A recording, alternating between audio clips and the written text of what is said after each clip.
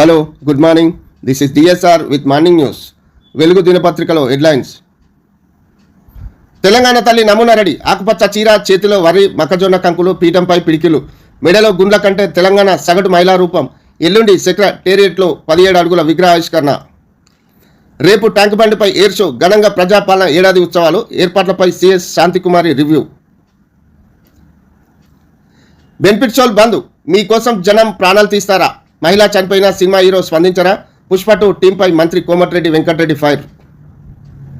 రాజ్యసభలో నోట్ల కట్ట. రాజ్యసభలో కాంగ్రెస్ ఎంపీ అభిషేక్ మను సింఘి సీటు వద్ద 500 నోట్ల కట్ట బండలు దొరికింది. దీనిపై అధికార ప్రతిపక్షాల మధ్య సభలో మాటల యుద్ధం జరిగింది. ఈ ఇష్యూపై చైర్మన్ విచారణకు ఆదేశించగా విచారణ పూర్తి కాకముందే సభ్యుడి పేరు ఎలా చెప్తారని ప్రతిపక్షం ప్రశ్నించింది.